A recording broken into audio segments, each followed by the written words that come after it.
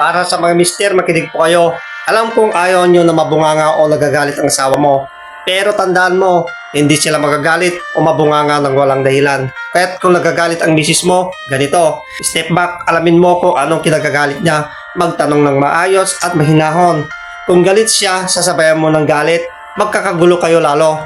Maging matured, tandaan mo, ikaw ang lalaki. Ikaw ang leader ng pamilya. Kung ano ang example ng pag-uugali mo, yun din ang magiging pag-uugali na natututunan ng buong pamilya mo. So kung magaspang ka, asahan mong magiging magaspang din sila sa'yo. Be the example of patient. Ang tunay na lalaki, mahaba ang pasensya. Ang pag-uugali ng iyong misis ay reflection ng kung paano siya trinatrato. Kung ikaw ay magaspang o malupit sa kanya, makikita mo ito sa pagtrato ng inyong misis sa iyo at sa inyong mga anak.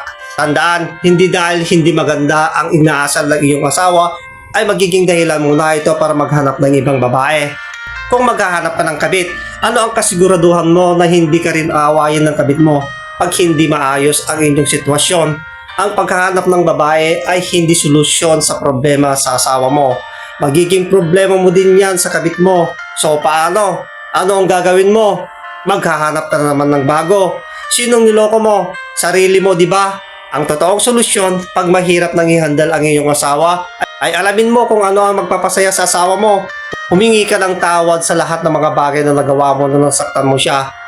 Kung hindi mo ayusin ang problema mo sa iyong asawa at maghahanap ka lang ng kapalit nang hindi mo binabago ang iyong pag-uugali, uulit at uulit lang ang problema mo para ka lang kumuha ng bato na paulit-ulit mong pinupukpok sa ulo mo.